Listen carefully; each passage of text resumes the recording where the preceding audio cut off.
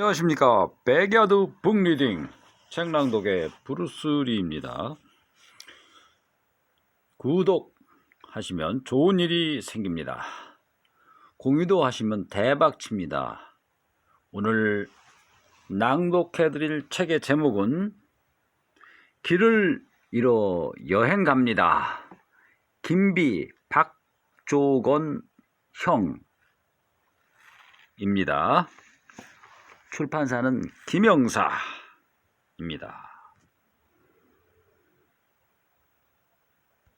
자, 첫 번째 꼭지 낭독해 드리겠습니다. 꼭지 제목은 당신은 어떤 짐을 지고 여행 가나요? 한 달 넘게 집을 떠나 다른 곳에 머무르는 이런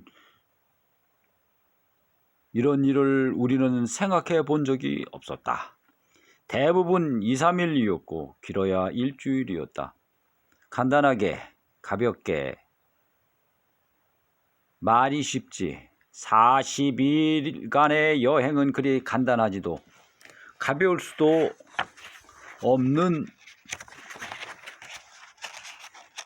일이다. 금전적으로 여유로웠다면 간단히 준비해도 되겠지만 우리에겐 선택의 여지가 없었다. 모두 끌고 안아서 가는 수밖에. 멀리 갈수록, 오래 떠날수록, 그리고 가난할수록 우리는 더 많은 짐을 짊어져야 했다. 그런데 이 두 부부 희한합니다. 여러 나라, 유럽 여러 나라를 여행을 합니다. 예를 들자면 목차에 보면은 이런 나라들이 포함이 되어 있습니다. 첫째 프랑스, 룩셈부르크, 벨기에, 넷째 네덜란드, 독일, 다섯 번째, 여섯 번째 체코, 일곱 번째 오스트리아, 여덟 번째 슬로베니아, 아홉 번째 이탈리아, 번째 스위스. 굉장히 많이 싸돌아다닌 것 같습니다. 어쨌거나 먹는 게 중요해요? 아니면 잠자는 게 중요해요? 잠자는 거요. 신랑은 간단하게 대답했고 나는 그를 향해 팔을 들어 올렸다. 손바닥을 부딪히는 하이파이브, 동감을 표하는 우리의 방식이었다. 이건 누구나 다 합니다. 여행하다 보면 지치고 피곤할 테니 우리는 숙박비보다는 식비를 줄이는 쪽을 택했다. 어차피 우리 부부는 하루 3끼보다 2끼가 적당하다고 믿는 부류였다. 저하고는 정반대입니다. 잘 먹어야죠. 돈이 그렇게 많이 드는 것도 아닙니다. 동유럽은 아주 저렴하죠. 음식, 식당 사용료가 아주 저렴합니다. 그래서 웬만한 음식을 가지고 가기로 결정했다. 쌀을 샀고 라면을 샀고 찌개 양념과 고기 양념도 샀다. 고추장과 된장도 챙겼다. 그 외에 기본 양념도 같이 챙겼다. 가장 중요한 문제는 조리 도구. 시중에 나와 있는 전기 냄비는 고작 라면을 끓일 수 있는 정도의 기능이 전부였다. 우리가 원하는 도구는 라면이나 국과 찌개를 끓이고 밥까지 지을 수 있는 최강 멀티 제품이었다.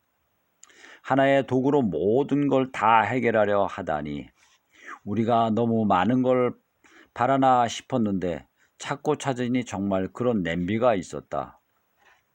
소꿉장난에나 쓸 법한 작고 빨간 전기솥은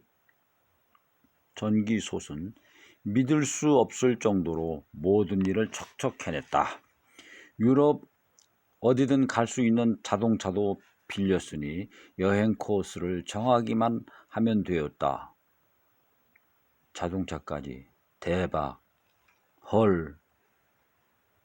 어느 곳을 가고 어느 곳을 가지 않을 것인가는 선택의 문제였고 우연의 문제였다. 우리의 삶이 그러하듯 말이다. 우리는 지금이 아니면 언제 또 와보겠나라고 스스로를 옥죄며 무리하기보다는 여유롭게 여행하는 쪽을 택했다. 아무리 멀어도 하루 3시간 이상 운전하지 않도록 여행 동선을 짰고 장거리 운전으로 국경을 넘는 날에는 더 이상 무리해서 여행하지 않고 숙소에서 휴식을 취하기로 했다. 우리가 방문했던 나라와 도시를 방문 순서대로 정리하자면 프랑스의 파리, 드랑시, 랭스, 룩셈부르크, 벨기에의 브뤼셀, 네덜란드의 암스테르담, 독일의 하노버, 베를린, 오스트리아의 빈, 체코의 프라하, 슬로베니아의 류블리아나, 이탈리아의 베로나, 베르첼리, 스위스의 제네바, 프랑스 트루아 등 10개국 15개 도시였다. 이렇게 간 거죠. 그러니까 지도상에서 보면.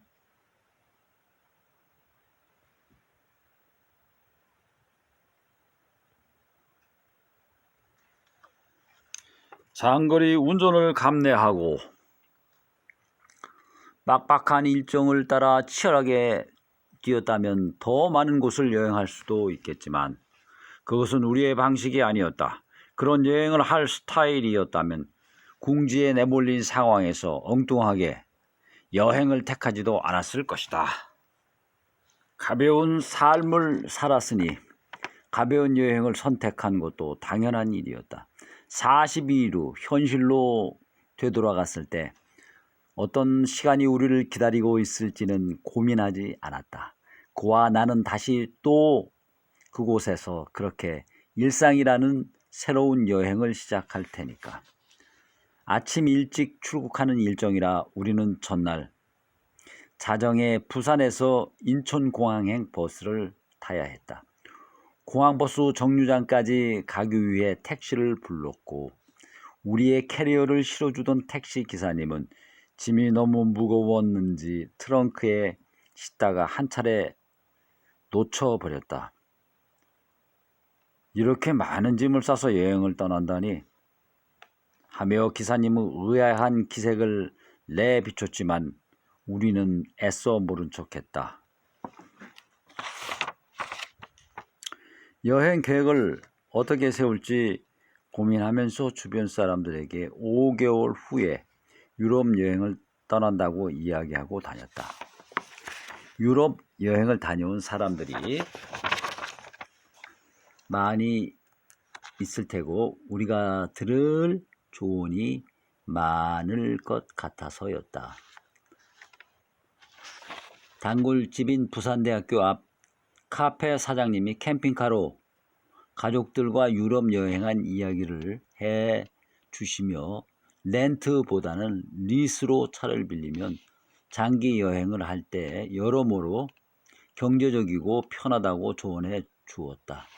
렌트에 비해 리스는 장기간 빌릴 때 더 경제적이었지만 리스 업체가 렌트 업체보다 훨씬 적었다. 그러다 보니 프랑스에서 차를 리스해서 다시 프랑스로 돌아와 반납하고 일정을 마무리하는 즉 인앤아웃이 프랑스인 여행이 되어버렸다. 그렇게 시계 방향으로 움직이는 여행 코스를 짜게 되었다. 감사합니다. 구독하면 좋은 일이 생깁니다.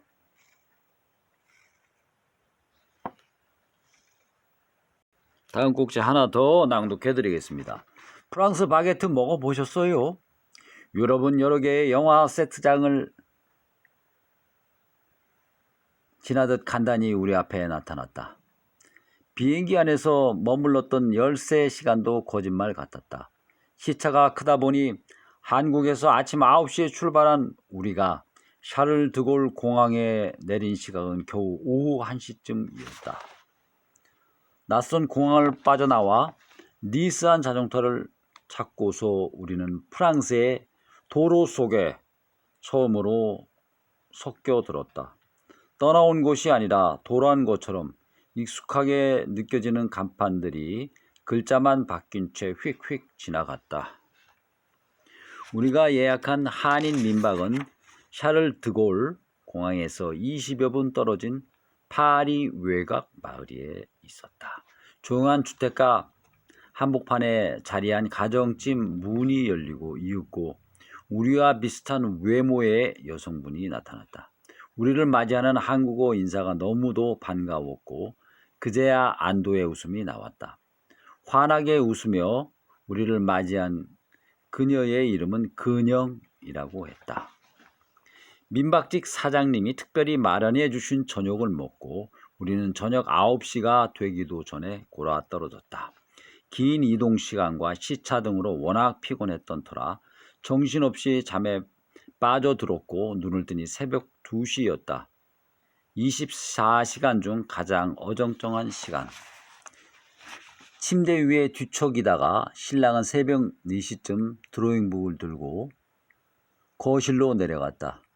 나는 눈을 감고 조금 더 이불 속에 뒤척거리다 일어나 창문을 열고 프랑스의 새벽 공기를 맛보았다. 프랑스의 공기, 프랑스의 새벽, 프랑스의 아침. 국경 없는 것들의 국경의 의미를 더해 놓고서 우리는 얼마나 많은 여행을 잃어버렸을까. 정말 공기가 달랐는지 내가 달라졌는지 모르겠지만 달라진 것들 속에 내가 있었다.